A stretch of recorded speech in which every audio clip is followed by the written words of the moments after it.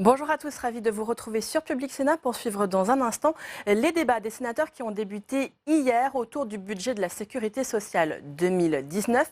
Cela a été l'occasion pour la ministre des Solidarités et de la Santé, Agnès Buzyn, de faire valoir un rétablissement des comptes durables. Elle a notamment rappelé que pour la première fois depuis 18 ans, le régime général mais aussi le fonds de solidarité vieillesse seront à l'équilibre, une véritable performance donc à saluer. La ministre de la Santé ainsi que de nombreux sénateurs, même si des inquiétudes demeurent. Notez notamment ce qu'a dit le rapporteur général du budget, Jean-Marie Van Lerenberghe, pour qui l'excédent du régime général reste très fragile et soumis à de nombreux aléas.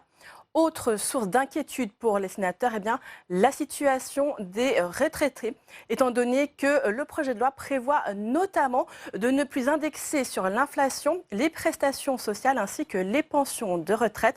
Pour les sénateurs, les retraités vont être frappés de plein fouet. René-Paul Savary, rapporteur de la branche vieillesse, a d'ailleurs dit: sur la branche vieillesse, nous ne sommes d'accord sur rien. Lui qui a donc remis un amendement pour revaloriser les pensions de retraite et les prestations sociales et qui également s'en est tenu à une ligne du Sénat depuis 10 ans. Il a reporté l'âge légal de départ à la retraite de 62 à 63 ans. Retour donc au débat dans l'hémicycle. J'ai l'honneur de présenter devant vous, avec le secrétaire d'État auprès du ministre de l'Action et des Comptes publics, Olivier Dussopt, le projet de loi de financement de la Sécurité sociale pour 2019, le deuxième de ce quinquennat. Ce texte n'est pas seulement la loi financière indispensable par laquelle le Parlement se prononce sur l'affectation et l'évolution des contributions et des dépenses, plus de 500 milliards d'euros, que les Français consacrent à leur sécurité sociale. Il porte une ambition politique forte, celle de bâtir un État-providence fidèle aux valeurs qui ont présidé à sa création, mais adapté également à l'évolution de notre société et de notre économie, aux nouvelles mobilités professionnelles, aux nouvelles formes de famille, aux nouveaux défis démographiques et aux nouveaux besoins de soins. Universelle, mais attentive aux situations particulières. Attachée à réparer, mais aussi à prévenir les risques auxquels sont confrontés les assurés sociaux. La sécurité sociale du XXIe siècle est un point de référence, un socle stable sur lequel nos concitoyens peuvent s'appuyer lorsqu'ils sont malades, lorsqu'ils fondent une famille ou préparent leur retraite. Elle est également l'une des expressions les plus manifestes de ce qui nous définit et nous unit en tant que Français par le choix collectif que nous avons fait d'un système social solidaire et puissant. Le PLFSS que le gouvernement vous propose d'adopter est un texte de progrès qui consolide notre protection sociale pour lui permettre d'aborder des défis nouveaux, qui investit dans notre système de santé et qui accroît la protection des plus vulnérables.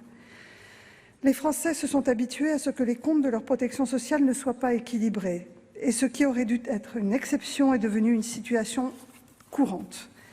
Dès son installation, le gouvernement s'est pour sa part fixé comme objectif de rétablir de façon durable ces comptes, et je sais que cette préoccupation est partagée par la Haute Assemblée. En conséquence, en 2019, pour la première fois depuis 18 ans, le régime général et le Fonds de solidarité vieillesse seront équilibrés. C'est la résultante à la fois de la bonne tenue de notre économie et des efforts consentis par tous pour maîtriser l'évolution des dépenses. C'est une bonne nouvelle, et je pense notamment pour nos concitoyens les plus jeunes. Cela veut dire que l'on cesse d'augmenter la charge qui pèsera sur eux. Le gouvernement vous propose d'aller plus loin dans cette direction et d'autoriser la Cades, la Caisse d'amortissement de la dette sociale, à reprendre entre 2020 et 2022 15 milliards de la dette encore portée par la trésorerie de la Sécurité sociale. Il confirme ainsi l'objectif de faire disparaître la totalité de la dette de la Sécurité sociale à l'horizon 2024. Il s'agit d'un choix politique et démocratique fort. Le rétablissement de nos comptes, c'est ce qui nous donne la capacité d'agir, d'être ambitieux dans notre volonté de transformation et d'envisager sereinement la couverture de nouveaux risques. Investir et protéger sont les deux axes de ce PLFSS. Investir dans notre système de santé, protéger les plus fragiles, notamment en améliorant le recours aux soins et la réponse aux besoins de santé. Investir dans notre système de santé, c'est d'abord investir dans la prévention. j'ai fait de la prévention en santé la priorité de mon action ministérielle. La loi de financement de la sécurité sociale pour 2018 avait concrétisé la volonté du gouvernement et du Parlement, dans ces deux chambres, de restaurer une parole forte de l'État en santé publique.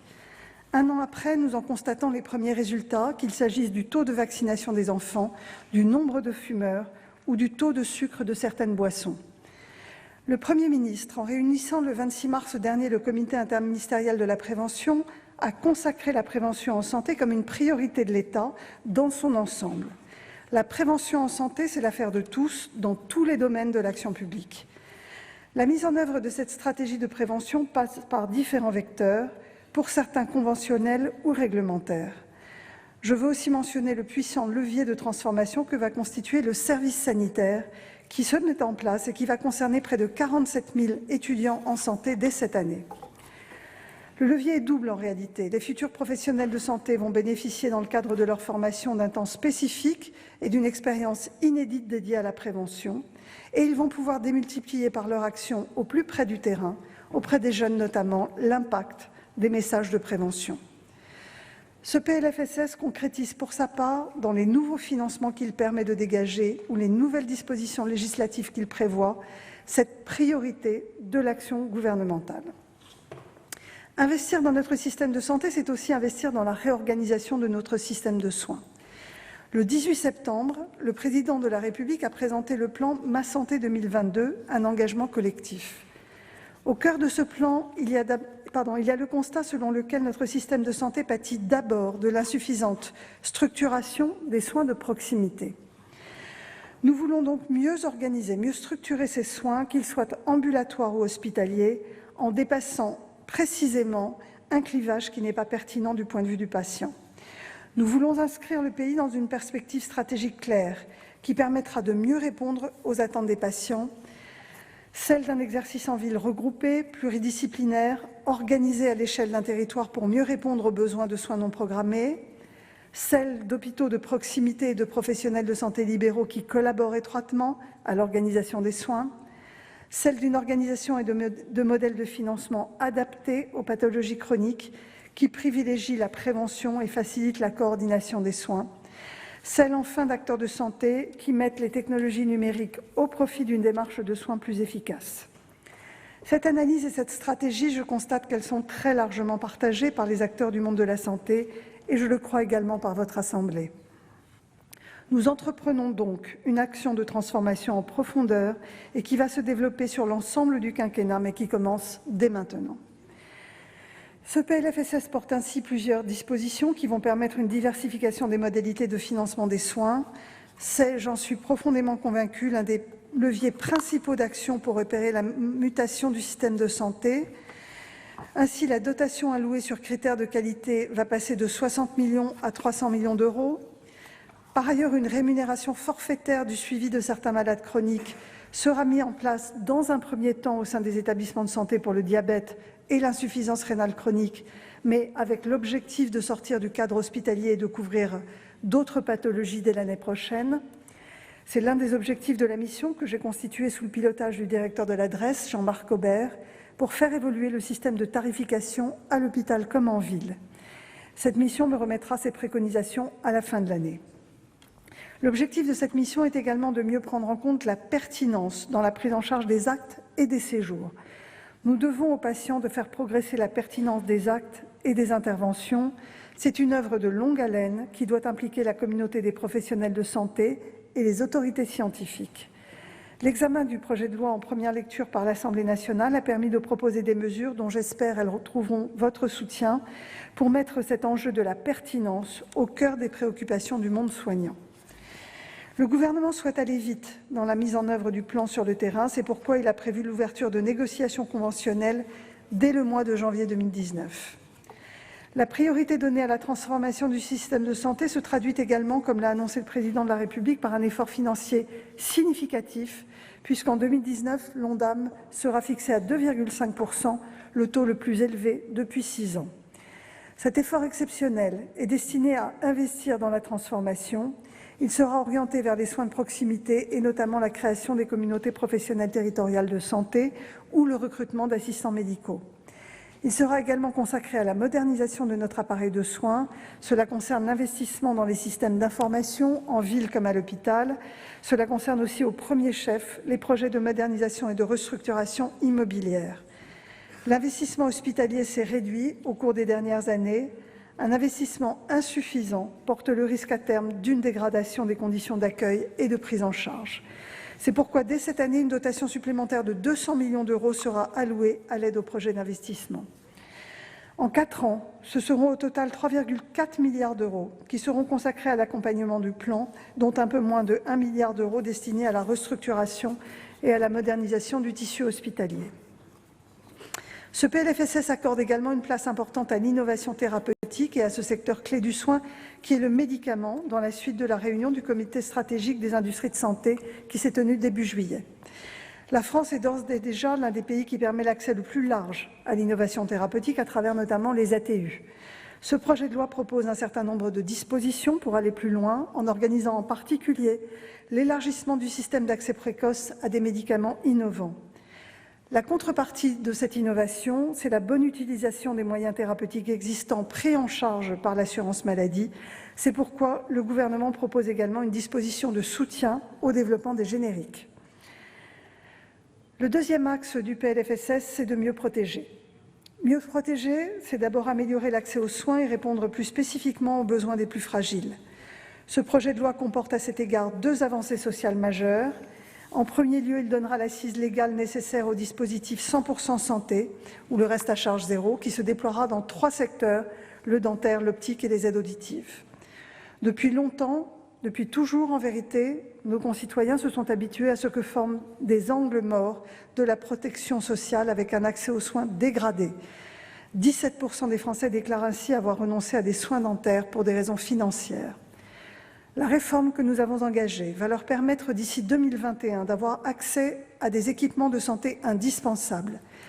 La sécurité sociale réinvestit ces secteurs de soins en y consacrant plus de 750 millions d'euros au cours des prochaines années et 220 millions d'euros dès 2019.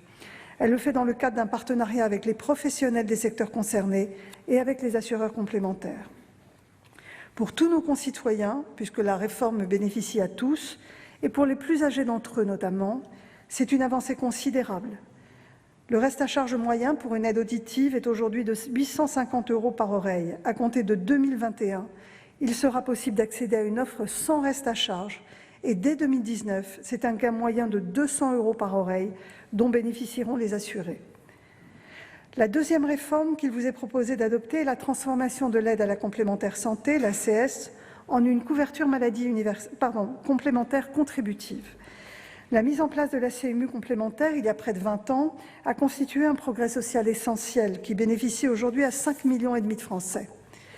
L'aide à la complémentaire santé, déployée quelques années plus tard et qui s'en voulait le prolongement, n'a pas eu le même impact, avec un taux de recours effectif à cette aide qui ne dépasse pas aujourd'hui 35%. Nous faisons donc le choix d'un dispositif plus complet dans la protection qu'il offre et plus favorable aux personnes pour lesquelles le coût des soins est le plus élevé, notamment les personnes âgées. Elles pourront, sous les mêmes conditions de ressources que l'ACS, bénéficier de la couverture qu'offre la CMU complémentaire pour moins de 1 € par jour. Là encore, il s'agit d'un progrès considérable qui bénéficiera potentiellement à plus de 3 millions de personnes. Avec ces 2 réformes, le 100% santé et la transformation de l'aide à la complémentaire santé, nous contribuons à renforcer encore ce qui est une particularité affirmée de notre système social, le haut niveau de prise en charge collective des dépenses de santé. Le PLFSS que nous vous proposons d'adopter renforce également les moyens à disposition des EHPAD et de la prise en charge des personnes en perte d'autonomie. Il s'agit de mettre en œuvre la feuille de route que j'avais présentée le 30 mai dernier. Ainsi, la convergence tarifaire sera accélérée pour renforcer les moyens en personnel soignant. Ce sont 360 millions d'euros supplémentaires qui seront engagés sur la période 2019-2021 et 125 millions d'euros dès 2019.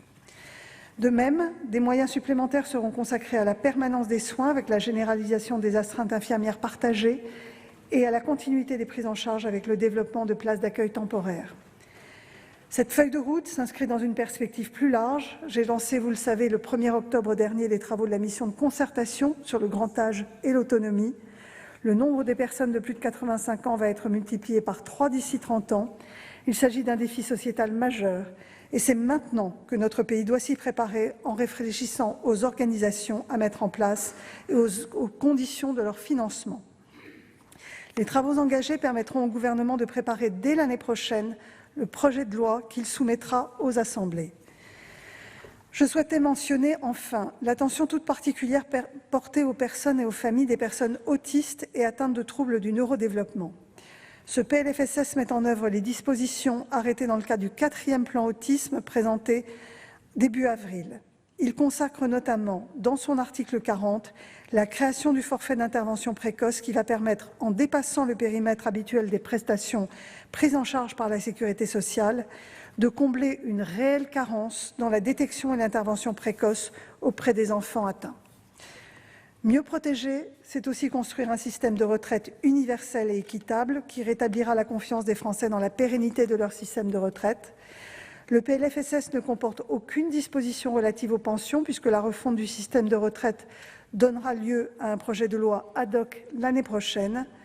La réunion de concertation multilatérale organisée le 10 octobre dernier a été l'occasion de préciser les principes sur lesquels devra s'appuyer le système universel. Nous construirons un nouveau système de retraite plus juste et plus simple, reposant sur le principe d'universalité des droits. 1 euro cotisé ouvre les mêmes droits pour tous. Nous ferons de cette réforme une réforme emblématique pour nos enfants, afin que les jeunes générations bénéficient d'un système de retraite plus solide et plus solidaire. Le temps de la retraite étant un temps long, nous avons précisé que la transition sera très progressive pour tenir compte de la diversité des situations et s'étalera sur plusieurs années. Sur ces bases, les concertations que mène le haut-commissaire Jean-Paul Delevoye vont se poursuivre jusqu'à la finalisation d'un projet de loi. Mieux protéger enfin, c'est vouloir donner la priorité aux plus fragiles. Toutes les prestations évolueront en 2019 et 2020 d'au moins 0,3 %. Les minima sociaux évolueront pour leur part au rythme de l'inflation et certains, comme le minimum vieillesse et l'allocation adulte handicapé, bénéficieront de revalorisations exceptionnelles.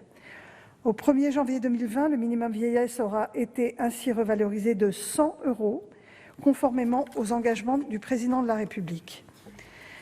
Aider les plus fragiles, c'est aussi le sens de la stratégie de prévention et de lutte contre la pauvreté présentée le 13 septembre dernier par le Président de la République, qui donne la priorité aux enfants des familles les plus pauvres et qui entend répondre de façon concrète et pragmatique aux besoins de ces familles.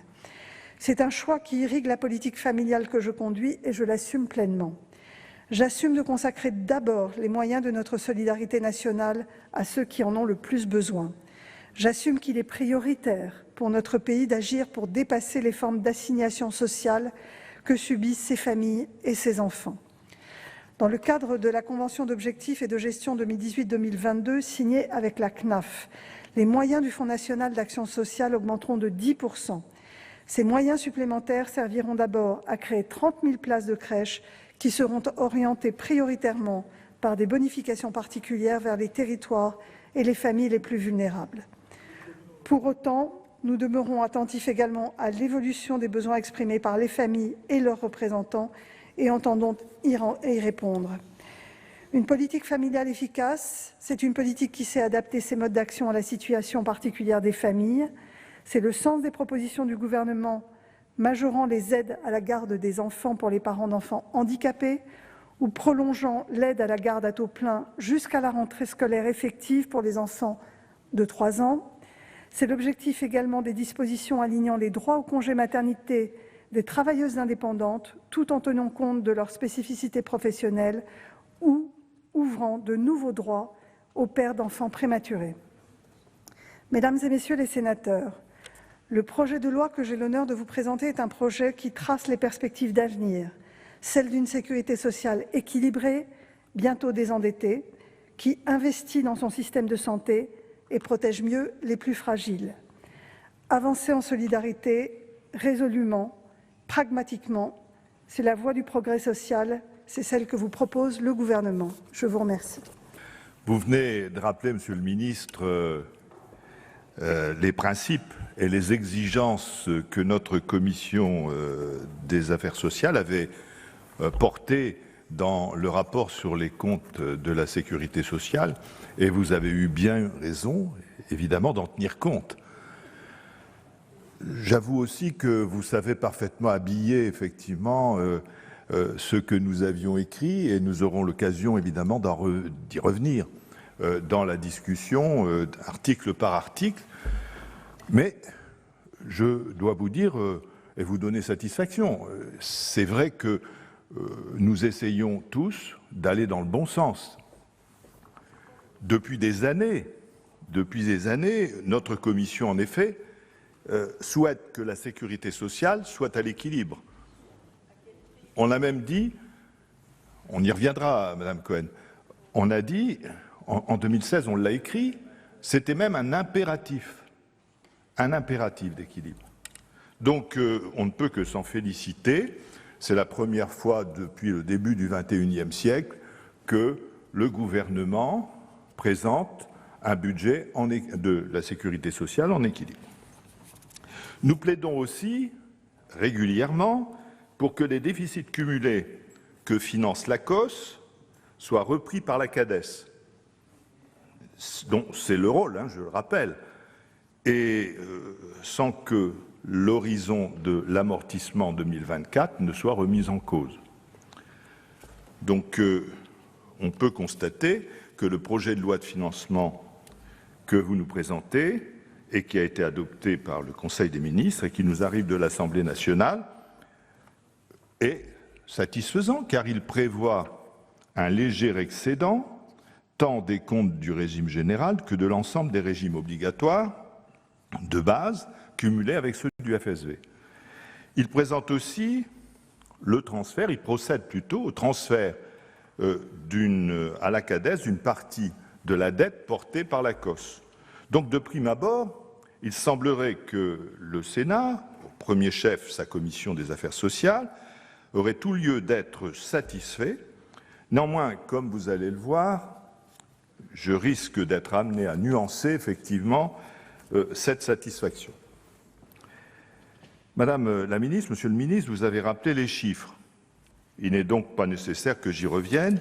Cependant, pour bien rappeler les ordres d'idées, disons qu'à la sortie de l'Assemblée nationale, sur le périmètre du PLFSS, au niveau de l'ensemble des régimes obligatoires de base de la sécurité sociale et du FSV, nous avons un excédent de 200 millions, 0,2 milliards, et non 0,4 comme l'indique l'article d'équilibre qui ne tient curieusement pas compte des modifications et des votes des députés. Il y a un excédent aussi à rapporter au niveau des dépenses de 509,6 milliards. Autant reconnaître que s'il est éminemment symbolique, il est aussi très fragile, cet excédent, et que sa réalisation concrète dépendra de nombreux aléas, notamment en gestion. Enfin, pour notre part, notre commission a souhaité vous présenter, et c'est ce que nous essaierons de maintenir effectivement en séance, mais je ne garantis rien, parce que ça dépend effectivement de chacun d'entre nous et du vote du Sénat, mais nous essaierons de maintenir cet équilibre. Alors, mes chers collègues, d'où vient ce léger excédent dans le PLFSS qui nous est soumis?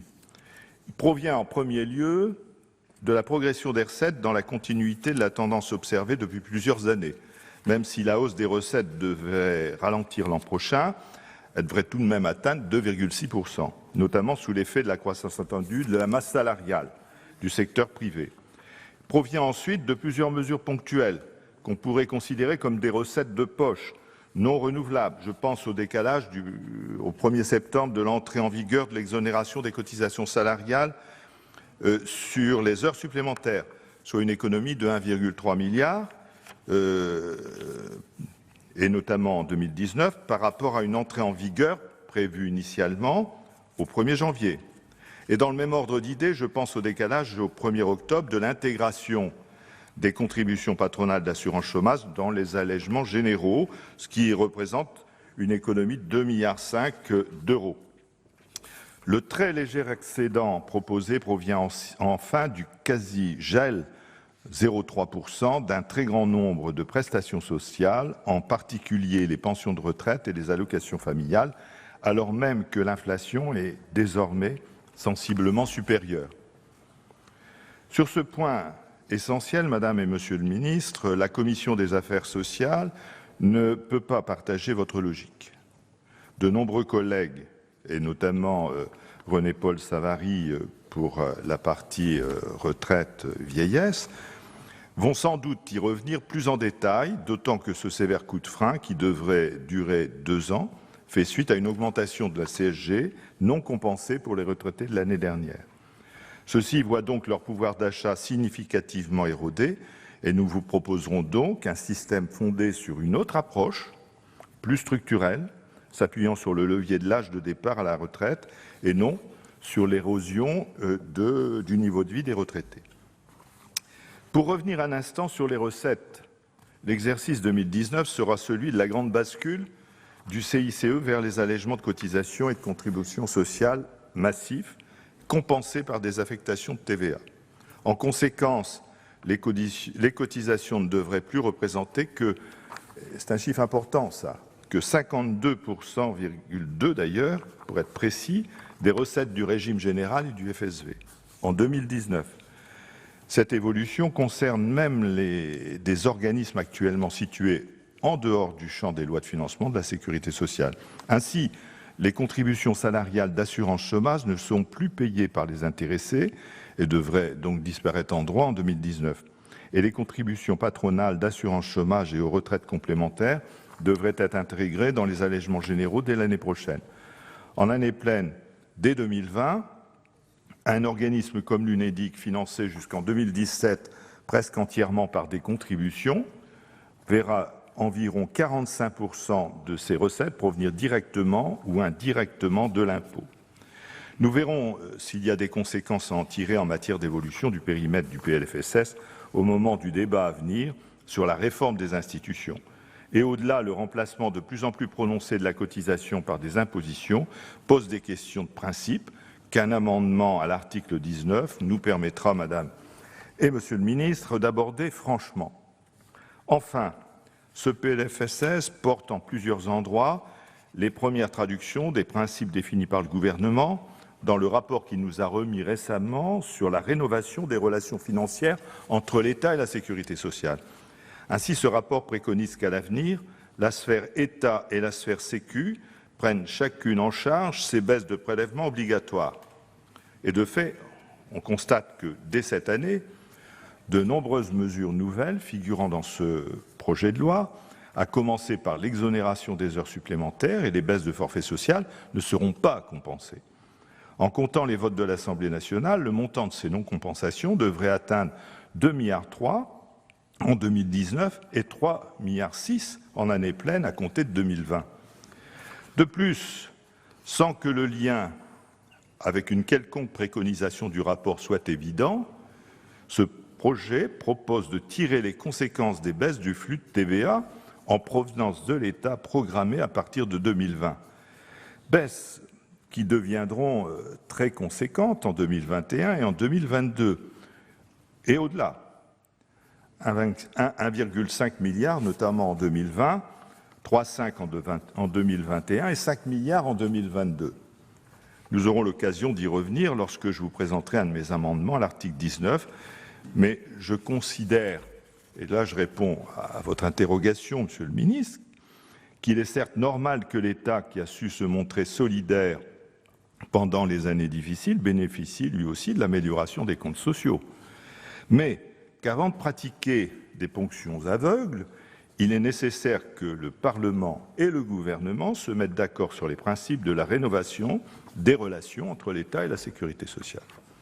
Et je considère que le principe de compensation doit être conservé, quitte à ce qu'on lui fasse à l'avenir des exceptions. Elles ont été nombreuses d'ailleurs par le passé, car le principe de compensation est aussi un principe de responsabilité pour les autorités de l'État.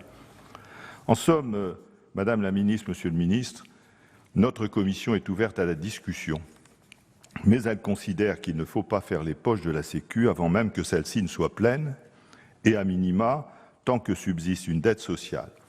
Ensuite, nous aurons à trouver un accord sur des conditions de l'équilibre à moyen terme pour que ne se recreuse pas un trou une fois que la CADES aura disparu. Mon tout dernier mot sera pour constater que... C'est le dernier mot, Monsieur le Président, rassurez-vous.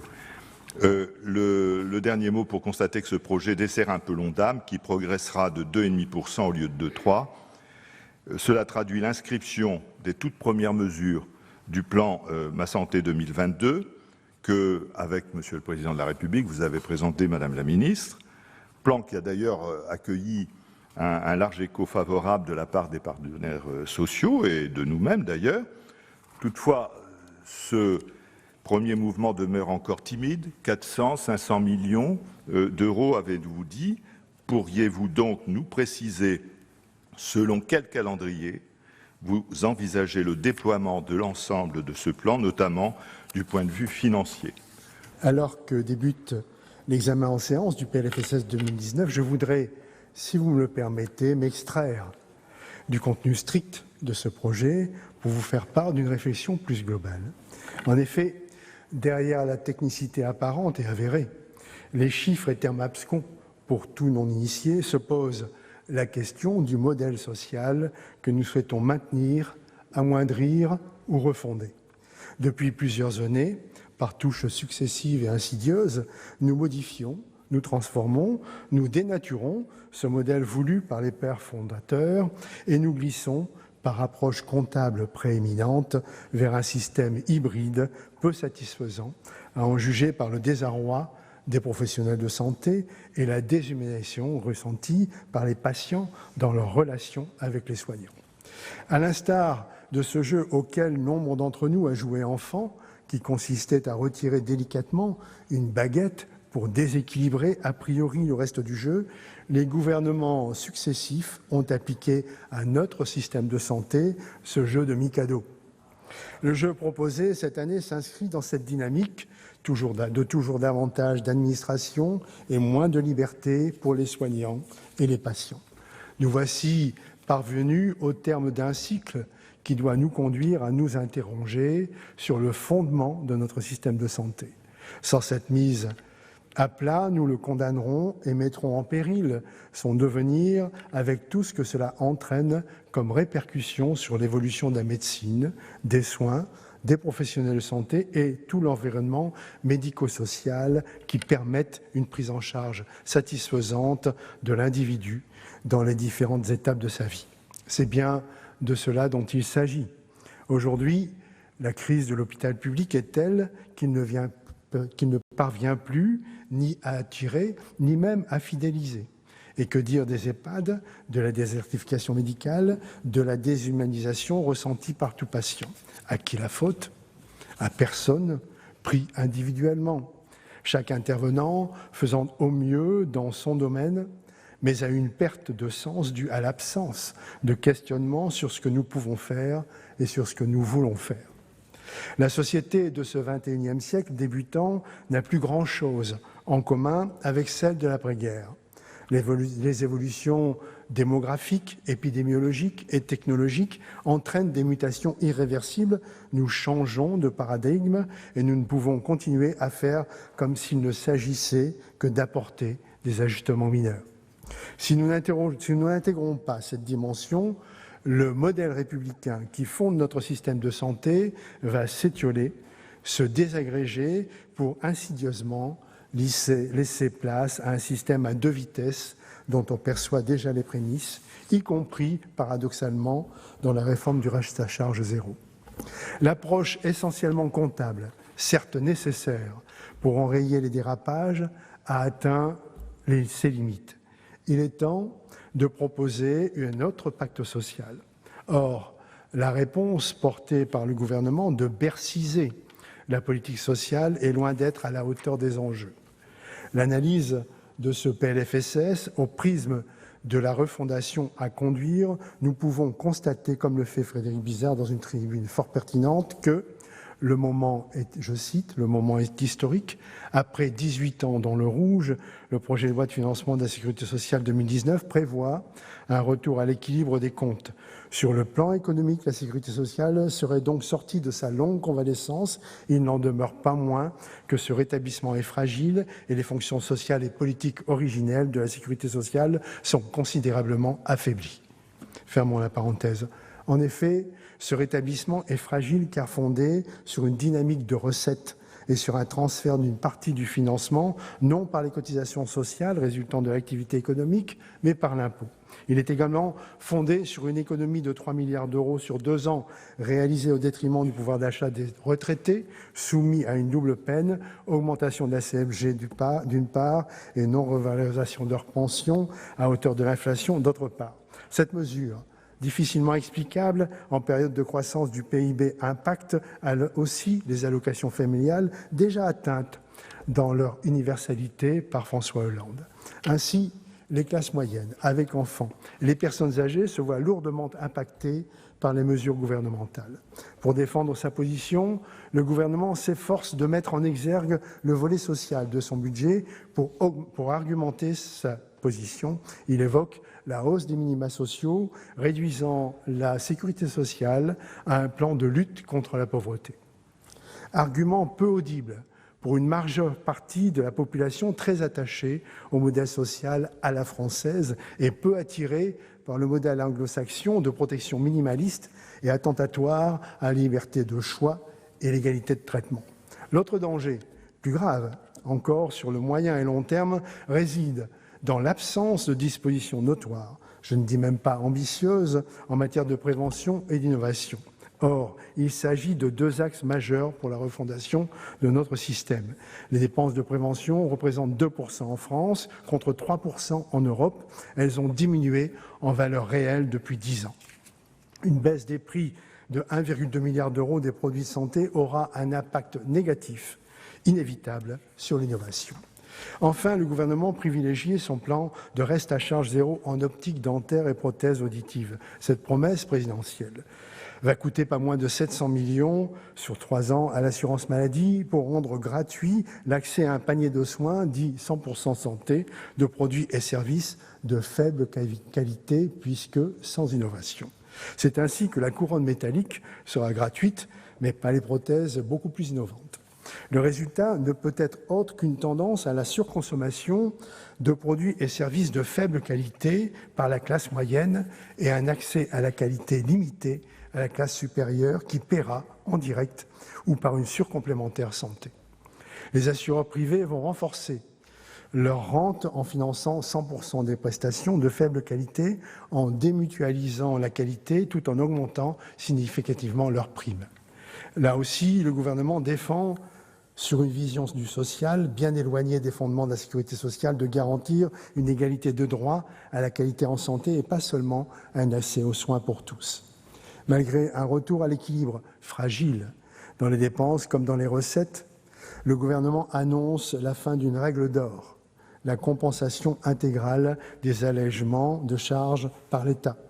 Ainsi, les 3,5 milliards d'euros en année pleine que coûte la suppression du forfait social par l'intéressement des PME et les exonérations de charges sociales pour les heures supplémentaires ne seront pas compensés par l'État en 2019. Sauf à considérer que la paupérisation des retraités et des familles s'inscrit dans la durée du nouvel État-providence, ce choix de non-compensation condamne un équilibre financier durable pour la sécurité sociale et même son autonomie du giron de l'État. Ce PLFSS 2019 sera peut-être historique, non pas du fait du retour à l'équilibre financier, mais par la fin assumée des missions sociales et politiques de la sécurité sociale. En évoluant vers un modèle anglo-saxon qui limite la protection sociale publique à un filet de sécurité pour les plus démunis, le gouvernement enterre la sécurité sociale de 1945 sans proposer d'alternative pour solidariser l'ensemble de sa société. En attendant, l'État pourrait fusionner dès 2020, comme c'est prévu dans la loi constitutionnelle, le PLFSS avec le projet de loi de finances. Au regard de tous ces éléments, je crains que le nouveau monde annoncé ne soit qu'un slogan et qu'il génère une régression sociale et sociétale, faute d'innovation indispensable à tout développement et de réflexion globale sur le système social. Pourquoi pas des états généraux de la santé, avec un vrai débat public et démocratique sur les orientations et les financements. Merci. Le 10 octobre dernier, lors de la présentation de ce projet de loi de financement de la sécurité sociale, Vous-même, Madame la Ministre, avez annoncé que ce projet de loi portait une double ambition. D'abord d'investir et ensuite de protéger. Cette volonté de rénover notre système de santé et de protéger les usagers, nous la partageons, soyez-en assurés. Pourtant, nous ne l'avons pas retrouvée dans ce texte. Pour nous, ce texte présente deux caractères. D'abord, l'abandon d'un des principes fondateurs de la sécurité sociale, ce principe qui veut que chacun cotise selon ses moyens et reçoive selon ses besoins, dont ma collègue Laurence Cohen vient de vous parler. Ensuite, l'obsession d'apurement de la dette sociale qui empêche de construire une politique sociale active qui, seule, permettrait de répondre véritablement aux besoins de la population. Où sont les investissements et la protection? Ce budget permet pour la première fois depuis 18 ans un retour à l'équilibre de la sécurité sociale, tandis que l'apurement de la dette sociale est prévu pour 2024. Mais peut-on vraiment se féliciter de ce retour à l'équilibre qui repose sur les sacrifices de l'hôpital public et qui prive les usagers d'un service de santé de qualité? Madame la ministre, vous le savez, mes collègues des groupes communistes de l'Assemblée et du Sénat ont arpenté le pays pour préparer ce PLFSS. Depuis le printemps, ce ne sont pas moins de 100 établissements qui ont été visités, hôpitaux, EHPAD, EPSM, indistinctement, afin d'entendre les premiers concernés, ces hommes et ces femmes qui soignent le pays. À l'occasion de ce Tour de France des hôpitaux, nous avons pu le constater. Les hôpitaux sont exsangues. Il manque de moyens humains et financiers. Pourtant, le gouvernement poursuit les mesures d'austérité. Certes, l'Ondam est revalorisé à hauteur de 2,5 %, mais cela est largement insuffisant à couvrir les besoins de santé, puisque la croissance tendancielle des dépenses de l'Ondam s'établit en réalité mécaniquement à 4,5 % pour une qualité de service public égale. Quant aux 400 millions supplémentaires investis dans le système de santé, ils visent avant tout à financer la transformation du système de santé avec la création de 1 000 communautés professionnelles territoriales. Autrement dit, cette enveloppe ne permettra pas de répondre aux besoins et aux préoccupations des établissements de santé qui luttent pour survivre et assurer des soins décents. Après les espoirs suscités par l'annonce de ces 400 millions, l'examen des détails est rude. Cette somme est bien peu de choses lorsqu'on la compare à la dette des hôpitaux. À titre d'exemple, la PHP de Marseille présentait à lui seul un déficit de plus de 40 millions d'euros en 2016 et celui de Lens, 39 millions d'euros à minima, alors qu'il faudrait investir plus pour le nouvel hôpital. Plus grave encore, si le PLFSS pour l'année 2019 ne propose pas de financement suffisamment élevé pour assurer un service public de la santé de qualité, il demande par contre des économies supplémentaires aux hôpitaux. En effet, en 2019, les hôpitaux devront économiser quasiment 1 milliard d'euros. Madame la ministre, vous dites vouloir investir dans notre système de santé. Pourtant, les montants destinés à la rénovation du service public de la santé apparaissent dérisoires par rapport aux cadeaux fiscaux accordés aux entreprises. Ce PLFSS est une véritable bénédiction pour les entreprises.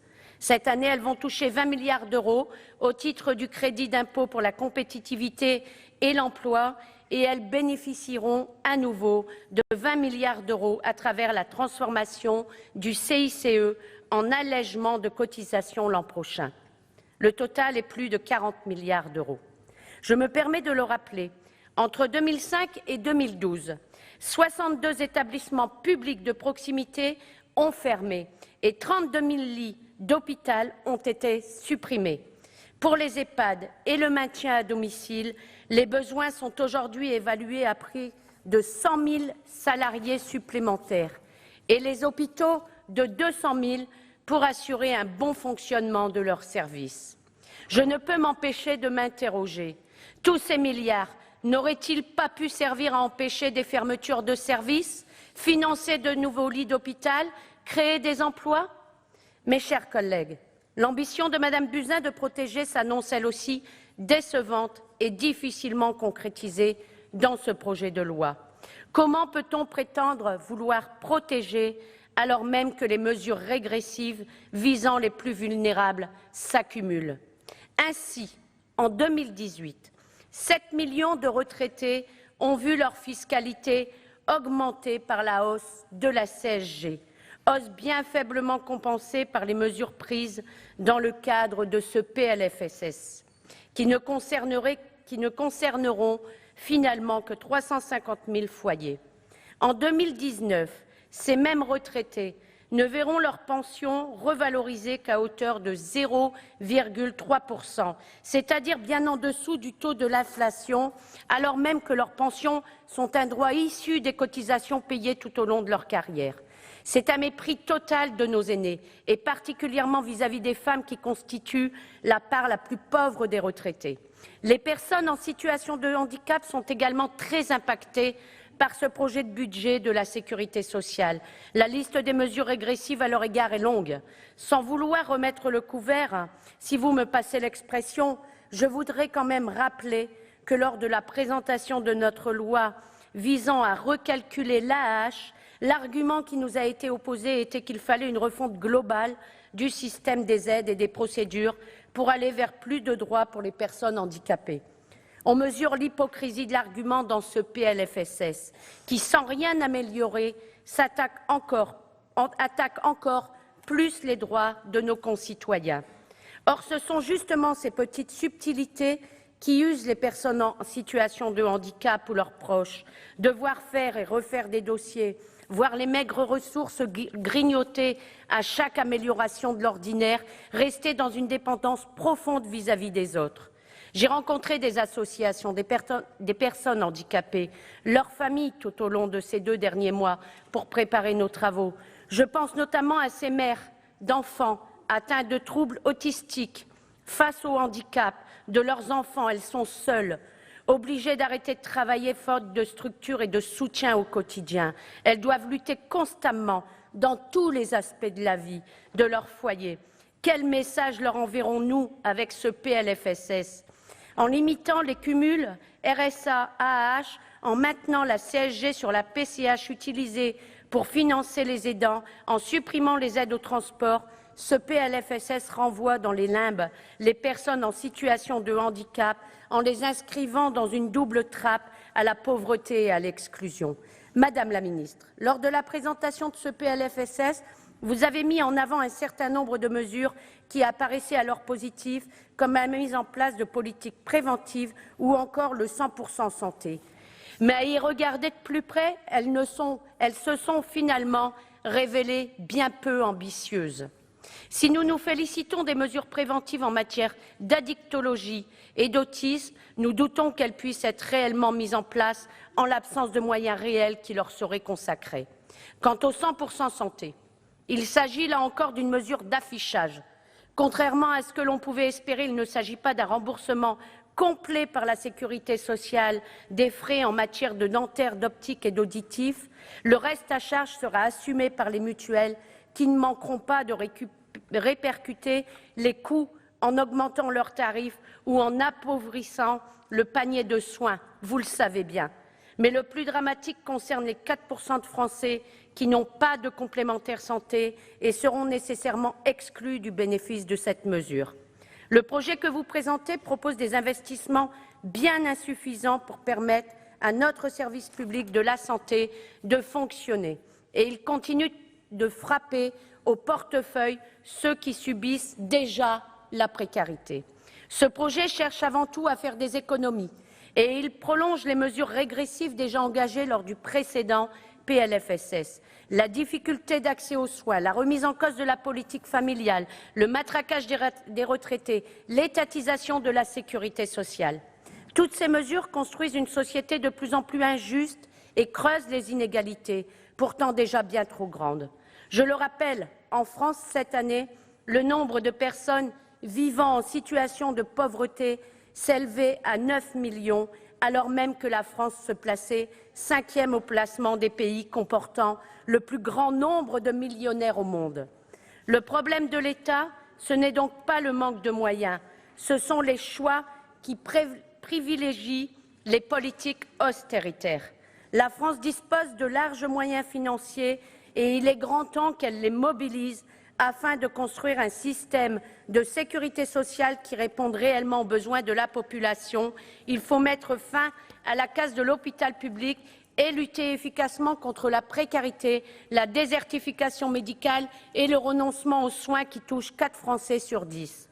Le groupe communiste républicain citoyen écologiste défend un projet alternatif, celui d'un système de sécurité sociale juste et pérenne. Nous considérons que tous les soins de santé devraient être pris en charge à 100% par la sécurité sociale. C'est la seule façon de répondre aux besoins humains de protection de la naissance à la mort. Cette protection face aux aléas de la vie est un facteur essentiel du développement, autant économique que social.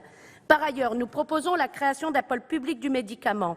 Une telle institution gérée au niveau national permettrait de développer l'innovation et de permettre un accès aux produits de santé à tous et à tout moment.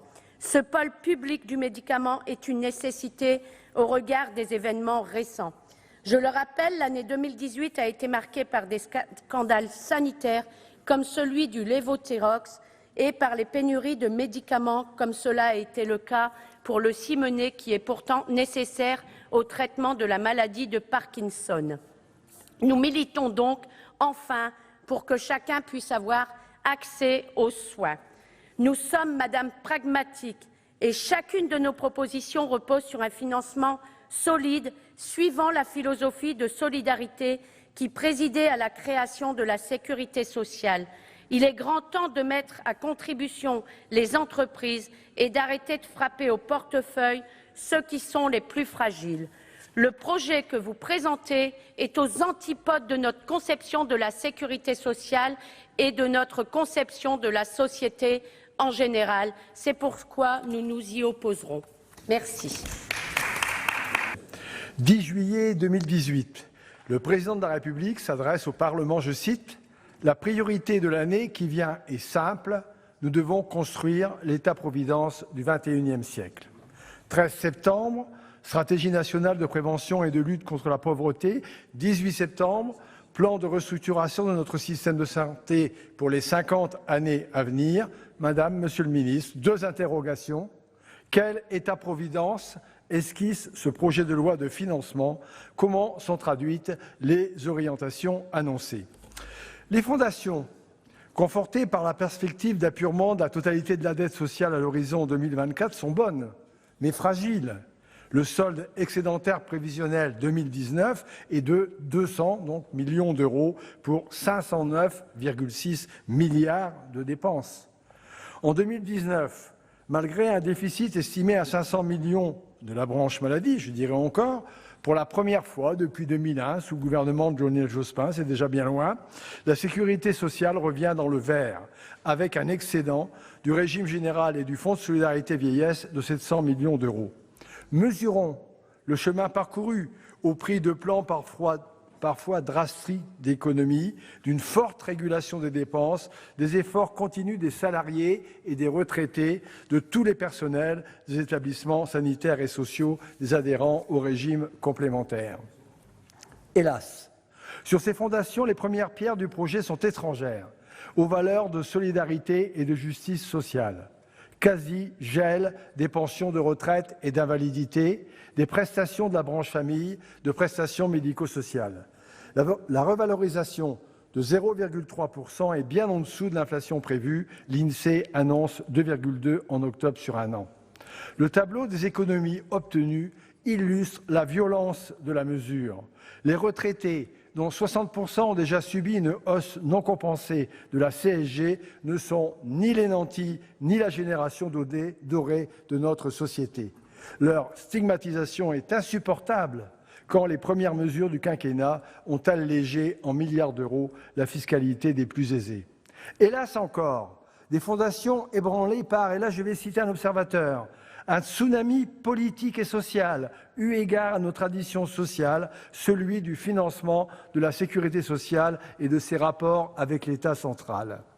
La loi de financement met en œuvre la transformation du CICE et du CITS en baisse pérenne de cotisations sociales patronales. Engagement total de 40 milliards d'euros sur l'année au bénéfice des entreprises. Elle rétablit l'exonération de cotisations salariales vieillesse de base et complémentaires pour les heures supplémentaires. Elle inscrit surtout la non-compensation par l'État des pertes de recettes pour les mesures nouvelles à hauteur de 3,4 milliards d'euros. Alors certes, le caractère bismarckien, assurantiel, fondé sur le travail de la sécurité sociale avait déjà évolué. CSG en 1991, protection universelle maladie en 2016. Mais la rupture avec la loi Veil de juillet 1994 qui instaure cette règle d'or, je cite, « toute mesure d'exonération totale ou partielle de cotisation donne lieu à une compensation intégrale par le budget de l'État » déstabilise l'édifice social issu des ordonnances de 1945. Ainsi, quand la sécurité sociale revient à l'équilibre, l'État fait peu de cas de son autonomie, accroît son emprise politique, prépare la captation des excédents potentiels des années suivantes, Bercy à la main et l'affiche clairement. En matière de santé, 3 sujets retiennent l'attention. Je veux relayer le cri d'alarme des hôpitaux, dont le déficit s'est aggravé en 2017 à un niveau proche de milliards d'euros, ce qui relativise d'ailleurs le bilan des comptes de l'assurance maladie. Gradation des soins, 5 à 600 hôpitaux de proximité, montée en puissance du paiement au forfait, étaient des mesures plutôt bien accueillies.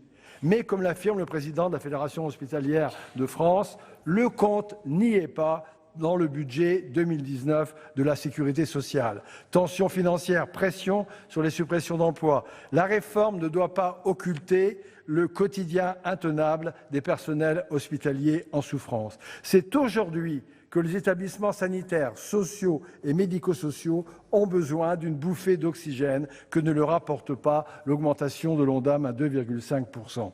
Surestimation de l'activité, baisse des tarifs, sous-estimation de la progression des charges conduisent à l'absence de lien entre le coût du soin pour une pathologie et la somme versée à l'hôpital. Les économies demandées de 3,8 milliards d'euros pour l'exercice impacteront les hôpitaux pour plus de 900 millions et à l'unisson, il faut le souligner, les 4 grandes fédérations hospitalières demandent à raison de créer une mission sur l'Ondam. En janvier débutera le dispositif reste à charge zéro pour l'optique, les prothèses dentaires et les audioprothèses. C'était une nécessité. C'est un bel objectif négocié par l'assurance maladie, les complémentaires, les filières professionnelles. L'attention portera toutefois sur le risque d'augmentation des cotisations des mutuelles. Quel devenir pour les titulaires des petits contrats? Quel devenir pour les personnes sans mutuelle? Pour l'optique, la baisse du plancher de remboursement des montures dans les contrats responsables entraînera pour beaucoup, paradoxalement, une augmentation du reste à charge et la fragilisation d'une activité économique. Le 1er novembre 2019, la CMU-C sera étendue aux personnes aujourd'hui éligibles à l'aide à la complémentaire santé, moyennant une participation financière au plus de 1 € par jour. Les taux de non-recours actuels justifient cette simplification. Une question précise, Madame la Ministre. Les garanties seront-elles adaptées à la réforme du 100% santé ou subsistera-t-il 2 paniers de soins, c'est-à-dire 2 niveaux de qualité d'accès aux soins? Le plan santé, largement inspiré des travaux collectifs du Haut Conseil pour l'avenir de l'assurance maladie, a recueilli un assez large consensus. Mais alors que les comptes de la sécurité sociale s'équilibrent, quels moyens pour cette grande ambition? Les 400 millions supplémentaires de l'Ondam constituent-ils un point de départ solide et crédible de financement? Quelles perspectives donner dans la négociation conventionnelle à venir pour la création des comités professionnels territoriales de santé? Quel bilan de l'année de mise en œuvre de l'article 55 de promotion de l'innovation en santé? Un exemple significatif, le développement de la chirurgie ambulatoire à l'articulation de la réforme de l'hôpital, de la ville, des services de soins à domicile. Le taux national en 2017 est de 55,9%, encore loin de l'objectif de 70% fixé pour 2022. Et la progression, au lieu de s'intensifier, semble ralentir. Parmi les freins, la nécessité de financement concerne l'aménagement de locaux dédiés, les matériels adaptés, la formation des professionnels. L'innovation demande des moyens. Plusieurs propositions du Conseil stratégique des industries de santé ou du rapport de Catherine Deroche, Véronique Guillotin et moi-même relative à la régulation des innovations sont reprises. Mais comme l'a indiqué tout à l'heure Madame la rapporteure, la complexité des dispositifs ne diminue pas. Le point d'équilibre demeure à trouver entre les exigences des laboratoires, le haut niveau scientifique, l'attente des malades, le financement public et solidaire, tandis que la consommation, je voudrais le souligner, de médicaments en ville s'élevait à 33 milliards d'euros en 2008 et à 32,5 milliards d'euros en 2017. Madame la ministre, j'avais souligné l'an passé votre engagement en matière de prévention. Pour 2019, le fonds de lutte contre les addictions liées aux substances psychoactives, la généralisation de la vaccination antigrippale par les pharmaciens, l'intervention précoce pour l'autisme et les troubles du neurodéveloppement retiennent l'attention. Mais l'effort, là aussi, est-il suffisant quand la prévention est l'un des leviers les plus puissants de la refondation du système de santé? Dans la suite des débats, nous exprimerons nos interrogations ou notre position sur plusieurs sujets, dont la modulation des sanctions applicables en cas de travail dissimulé, le plafonnement des aides employeurs aux vacances de leurs salariés, le dispositif TODE, le financement de l'école des hautes études en santé publique ou encore les dispositions relatives aux génériques et aux hybrides. Enfin, le rapporteur Jean-Pierre Decool et moi-même déposerons 2 amendements issus des travaux de la mission d'information sur la pénurie de médicaments et de vaccins qui ont montré l'importance et la gravité d'une situation certainement mal estimée. Je conclus. Un paradoxe, quand les comptes redeviennent excédentaires, les prestations sont désindexées. Une rupture, la non-compensation de recettes et la diminution programmée des flux de TVA annoncent une trajectoire incertaine au-delà de 2019. Et donc une grande inquiétude. Ces signes posent la question de l'évolution à venir de notre sécurité sociale, alors vers un modèle anglo-saxon qui délimiterait la protection sociale publique à un filet de sécurité pour les plus démunis. Ainsi s'inscrirait la paupérisation des retraités et des familles dans la durée du nouvel État-providence. Vous l'avez compris, cette orientation n'est pas la nôtre. Je vous remercie. Nous entamons aujourd'hui l'examen du projet de loi de financement de la sécurité sociale pour l'année 2019. Bien qu'il s'agisse d'un projet de loi de financement, je ne rentrerai pas dans le détail des équilibres financiers de ce texte. Mes collègues se sont déjà largement exprimés sur ce sujet. Une question cependant, un PLFSS qui affiche un retour à l'équilibre pour 2019, oui, mais à quel prix? J'aborderai dans cette intervention les mesures qui touchent à la santé et qui composent ce PLFSS, leurs atouts et leurs limites. Comme annoncé il y a plusieurs semaines dans le plan Ma Santé 2022, le gouvernement a décidé de créer la profession d'assistant médical. Aujourd'hui, cette profession est mal définie. En apparence, cette mesure paraissait novatrice, pouvant potentiellement répondre à certaines difficultés rencontrées sur le terrain. Pour une fois, on ne parle pas que de maisons de santé pluridisciplinaires, pas de murs qui ne soignent pas, on parlait d'hommes et femmes travaillant aux côtés des médecins. Mais avec le recul, il m'apparaît que c'est une fausse bonne idée. Les médecins généralistes qui exercent en milieu rural le disent eux-mêmes. Ce que les assistants médicaux pourraient faire demain, ce n'est pas du temps médical en plus pour les médecins, c'est du temps de réflexion et d'écoute de leurs patients en moins. Et si c'est une bonne idée, alors pourquoi un médecin qui exerce seul ne pourrait pas avoir un assistant médical comme les médecins qui sont regroupés? Serait-ce un aveu dissimulé de l'impact limité que pourrait avoir la création de cette profession? Autre fausse bonne idée, lors du passage de ce texte à l'Assemblée nationale, il a été décidé d'introduire une prime pour les hôpitaux qui redirigeront certains patients vers les médecins libéraux. Je ne rappellerai pas ici la stupeur et l'incompréhension qu'a engendré cette annonce inattendue dans le milieu médical. Si la volonté est de désengorger les urgences, au moins pendant le week-end, pourquoi ne pas généraliser la création de maisons médicales de garde dans les locaux de l'hôpital, à proximité des urgences? Prenons l'exemple d'un hôpital de proximité. Les médecins généralistes qui participent à la permanence des soins le week-end utilisent le bureau des médecins anesthésistes qui, eux, ne consultent pas. Ils sont rémunérés à l'acte, comme lorsqu'ils assuraient la garde dans leur cabinet médical, et le patient qui arrive aux urgences est soit orienté vers le médecin urgentiste, soit vers le médecin généraliste de garde. Cette solution n'est pas coûteuse, elle s'est construite avec les acteurs locaux. Bon sens, pragmatisme et urgence désengorgée à moindre frais. Mais aujourd'hui, un paradoxe. L'hôpital informe les médecins que le service d'urgence est passé au-dessous du seuil de 9 000 actes et qu'il va perdre une dotation. Est-ce pour cette raison que l'idée d'une prime est née ? Coup de rabot après coup de rabot, la situation inquiétante des établissements hospitaliers demeure. Elle ne date pas d'hier, nous en convenons, mais le gouvernement ne peut plus rester aveugle face à un état de fait qui n'est pas digne de l'importance de la place de l'hôpital dans notre pays. Quand les établissements ou des services ferment pour des raisons budgétaires, les premiers pénalisés sont les patients qui souffrent d'une régression de leur accès à un système de soins efficient. Je rappellerai ici l'exemple d'un établissement hospitalier indigne de notre République, que vous connaissez bien, Madame la Ministre, à savoir le CHU de Pointe-à-Pitre. La situation de cet hôpital illustre à lui seul le mal-être et l'extrême urgence de notre système de santé. Chaque jour, des dizaines de patients font le choix de ne pas s'y rendre, par crainte d'en sortir plus malades qu'ils n'y sont rentrés. Comment a-t-on pu laisser la situation se détériorer à ce point ? Malheureusement, les urgences n'ont jamais aussi bien porté leur nom. Ce ne sont pas 200 millions d'euros d'investissement qui suffiront, je le crains. Je ne décèle aucune solution dans ce projet de loi, aucune volonté d'améliorer les conditions de travail des professionnels de santé et les conditions d'hospitalisation des patients.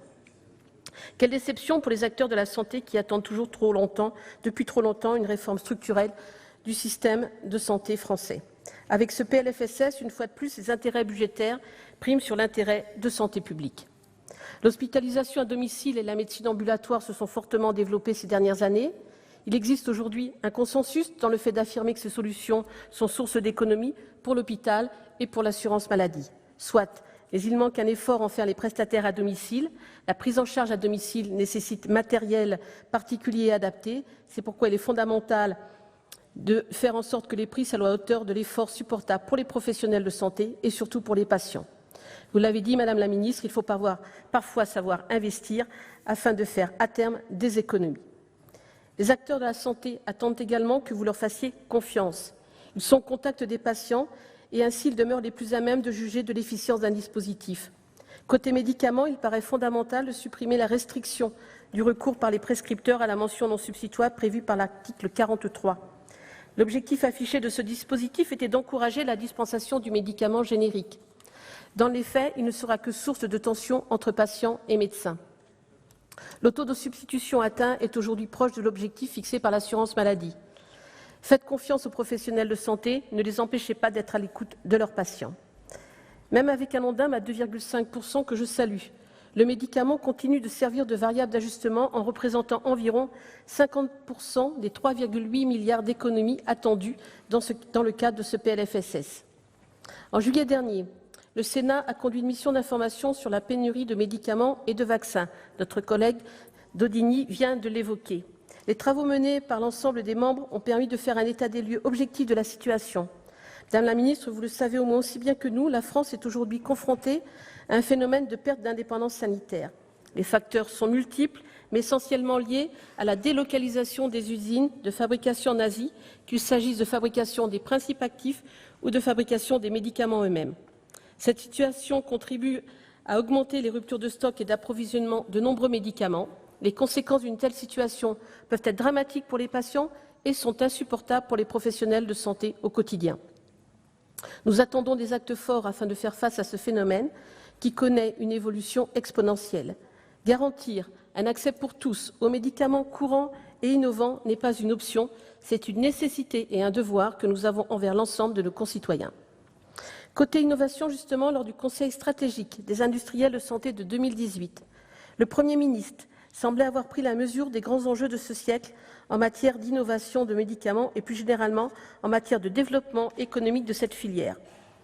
Le projet de loi de financement de la Sécurité sociale 2019 n'est pas à la hauteur de ces annonces qui avaient trouvé un écho favorable chez les professionnels du secteur. Pire encore, on note une tendance globale à vouloir imposer des efforts financiers supplémentaires aux industriels. L'innovation a un prix, le Made in France aussi. Si jamais vous doutez de l'importance de cette filière, alors soyez attentifs à l'énergie et aux moyens consacrés par nos voisins européens et par l'ensemble des pays asiatiques. Si aujourd'hui nous n'accrochons pas le bon wagon, alors demain nous serons réduits au simple rang de pays acheteurs, incapables de produire des médicaments, qu'ils soient innovants ou non. Quant à la question du reste à charge zéro, elle fait parler d'elle depuis des mois. Annoncée comme révolutionnaire, cette mesure se révèle en symbole de la gratuité du système de santé français. Dans les faits, qu'en est-il? Les conséquences, nous pouvons déjà les anticiper. Les complémentaires risquent d'augmenter, confirmant ainsi le vieil adage selon lequel la gratuité, c'est l'argent des autres. Que se passera-t-il pour les personnes qui ne choisiront pas les dispositifs fléchés RAC 0?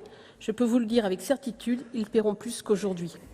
Enfin, tous les spécialistes s'accordent à dire que cette réforme provoquera une baisse de qualité en matière d'optique ou de prothèses dentaires. Le nivellement par le bas n'a jamais été une réussite pour un pays. Sur le volet de la prévention, je tiens à saluer les efforts du gouvernement. Il en est de même pour l'amélioration de la prise en charge de l'intervention précoce pour l'autisme et les troubles du neurodéveloppement. C'est une avancée indéniable et attendue. Toutefois, il existe une ombre à ce tableau. Côté recherche, et même si cela ne relève pas de votre ministère sur le plan budgétaire, les plans sur l'autisme et sur la maladie de Lyme attendent toujours leur financement. Il faudra veiller à ce que le gouvernement se dote des moyens à la hauteur de ces enjeux. L'INSERM, bien que mondialement reconnu pour la qualité et la pertinence de son travail, manque cruellement de moyens pour la conduite de ses travaux. Nous en reparlerons lors de la discussion du projet de loi de finances 2019.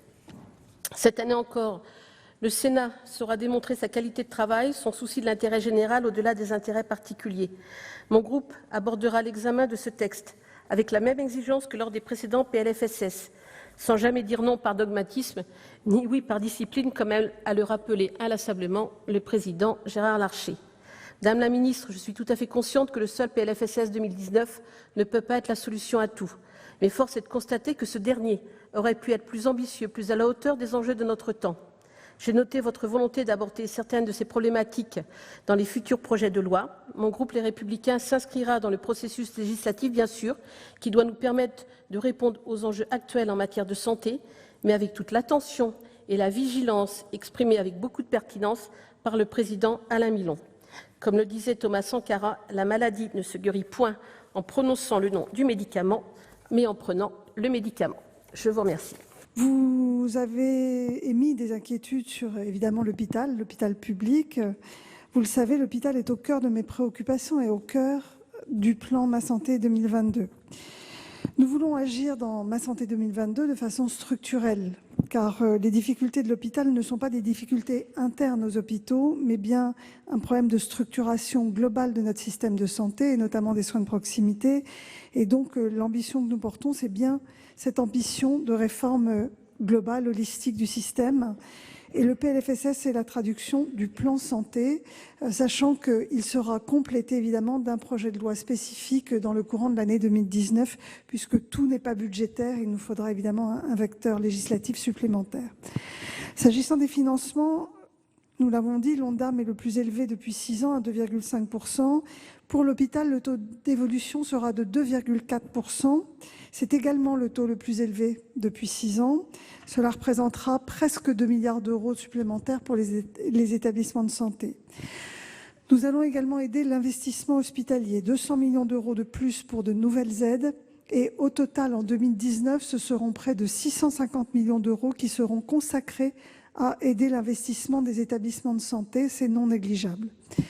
Pour répondre, monsieur le rapporteur général, le plan Santé 2022 sera financé sur 4 ans, dès 2019 avec des mesures à hauteur de 400 millions d'euros, puis au cours des années suivantes avec des mesures nouvelles à hauteur d'environ 300 millions d'euros par an.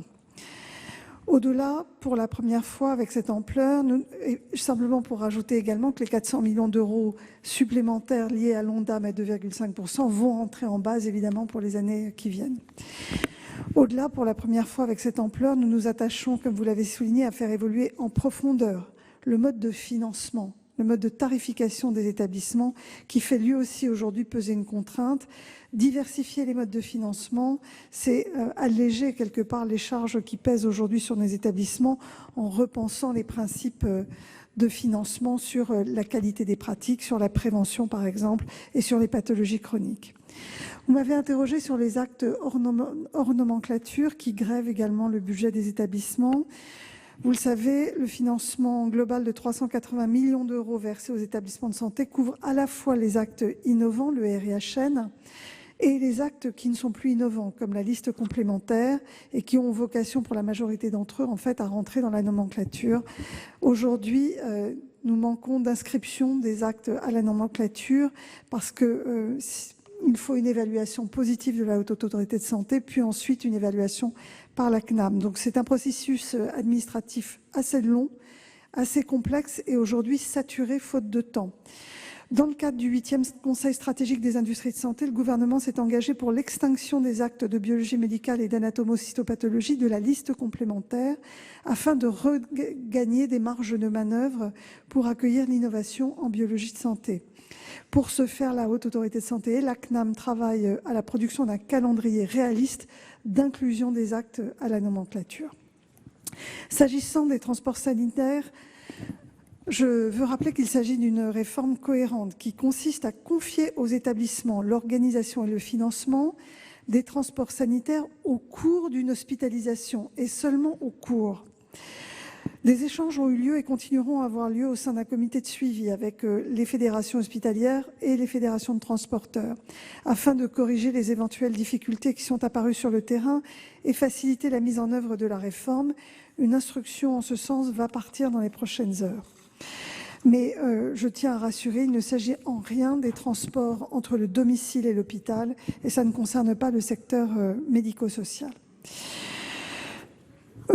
Monsieur Chassaing, vous vous êtes interrogé sur les besoins en soignants dans les EHPAD. Outre les postes d'infirmières de nuit, la convergence tarifaire que nous proposons avec, je crois, les 129 millions d'euros dès cette année, 125 millions d'euros dès cette année, vise justement à créer des postes de soignants de jour. C'est en sus des postes d'infirmières de nuit, soignants voulant dire aide-soignante et infirmière.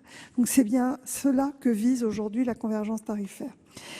Monsieur Bonne, sur la question de... Vous avez dit l'avenir n'est pas dans le tout EHPAD médicalisé. Je ne vois pas Monsieur Bonne. Vous êtes là, excusez-moi, merci. Donc, vous nous faites un procès d'intention, Monsieur Bonne. Ça n'est absolument pas la vision que nous avons de la prise en charge de nos aînés de demain, même s'il continuera à y avoir des besoins face à la perte d'autonomie. Nous cherchons justement, par la grande consultation qui s'est ouverte, à diversifier nos modèles qui aujourd'hui sont essentiellement centrés sur la prise en charge à domicile ou l'EHPAD. Nous cherchons à trouver des modèles de prise en charge différents, progressifs tout au long du vieillissement, tout au long de la vie, éventuellement évolutifs aussi, avec des retours en arrière possibles quand le niveau de dépendance s'est accru au moment d'une hospitalisation, puis peut rediminuer. Donc nous sommes vraiment sur la recherche de ce qu'auront besoin les personnes âgées à l'avenir et pas du tout dans une vision dogmatique liée à des structures. Bien au contraire, nous souhaitons d'abord repenser notre modèle du vieillissement et du grand âge, de la prise en charge du grand âge, et secondairement de développer un modèle de prise en charge financière adapté, mais centré sur les besoins individuels de chacun. Donc la mission répondra à cela, mais nous n'avons pas du tout la vision d'un EHPAD 100% médicalisé, même si ça pourra évidemment être le cas pour certains patients. Monsieur Savary, concernant les retraites, nous y reviendrons lors de l'examen de l'article 44, bien entendu. Nous n'avons pas de tabou, mais nous avons des principes. Nous ne pensons pas que des mesures prétoriennes telles que vous les proposez et assez brutales dans leur application soient de nature à restaurer la confiance dans notre système de retraite. Nous sommes au contraire attachés au respect des engagements qui ont été pris devant les Français, qu'il s'agisse de l'âge minimum légal de départ ou du fait qu'aucune disposition de réforme ne doit affecter des personnes à moins de 5 ans de leur âge de départ. Et nous sommes très vigilants à cela. Il nous faut de la progressivité et de l'attention. C'est sur le respect de ces principes que nous souhaitons bâtir le futur système avec Jean-Paul Delevoye et donc nous y serons fidèles.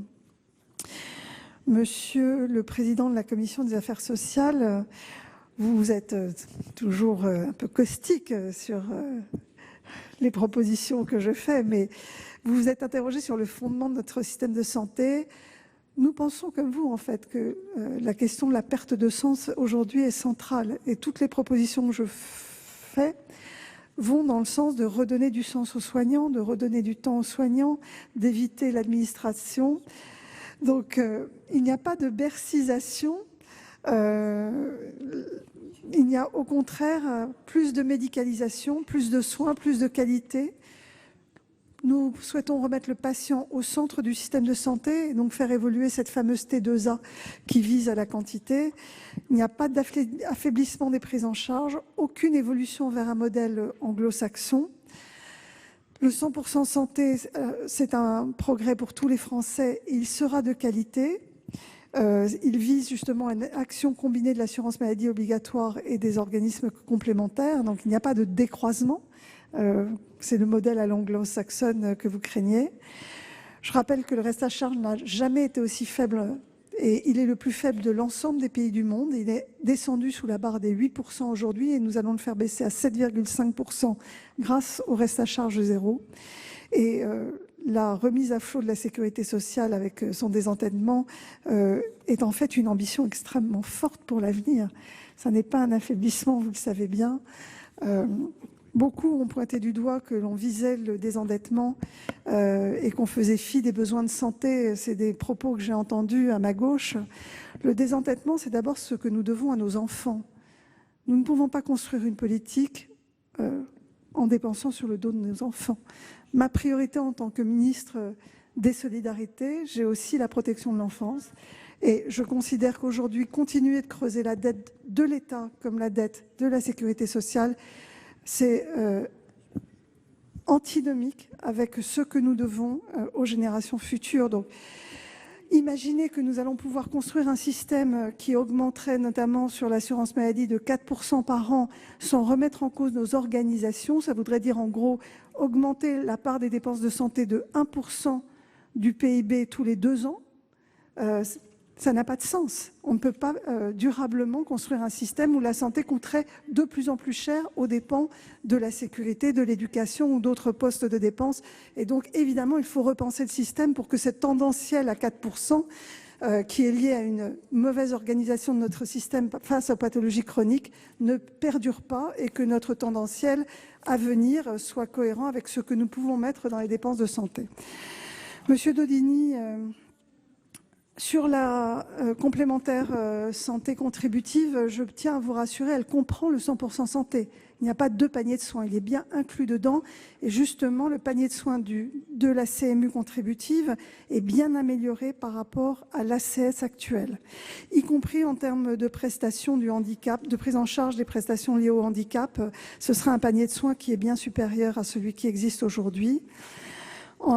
Également sur la prévention, vous avez émis une inquiétude. Toutes les décisions que nous prenons et tous les budgets que nous vous proposons vont dans le sens d'un accroissement des moyens mis vers la prévention. Le FNPEIS augmente de 20% dans le cadre de la COG 2018-2022.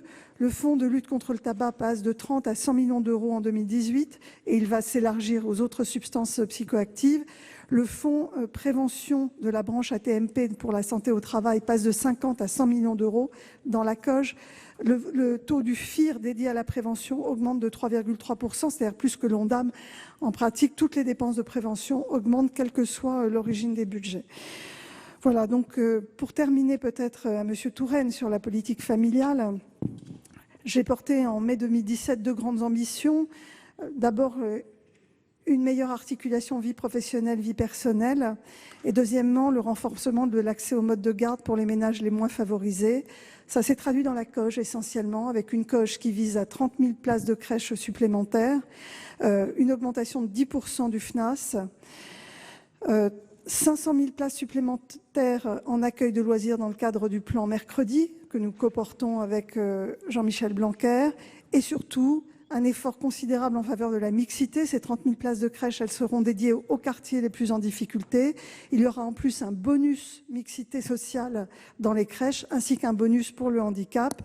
Donc il y aura une réforme du mode de financement des crèches pour assurer qu'une part significative de ces places soit vraiment réservée aux publics les plus défavorisés, de façon à réduire les inégalités sociales et l'assignation à résidence. Voilà pour le début des débats des sénateurs autour du budget de la sécurité sociale 2019. Les discussions ont donc débuté hier après-midi et vont se poursuivre jusqu'à la fin de la semaine. Alors au cœur des débats entre le gouvernement et le Sénat, la question de la trajectoire générale des comptes alors que le gouvernement fait valoir un rétablissement durable de ces comptes. Certains sénateurs, au contraire, sont plutôt inquiets et jugent que tout cela reste très fragile. Il y aura aussi la question du reste à charge zéro, alors que tous partagent une même inquiétude et bien que les mutuelles profitent du reste à charge zéro pour augmenter largement leurs tarifs. Et enfin, la question des retraités et l'avenir de la branche vieillesse. Et là, il y a de véritables frictions entre le gouvernement et le Sénat. Vous pouvez toujours voir et revoir toutes les séances sur notre site publicsénat.fr. Très bonne journée sur les chaînes parlementaires.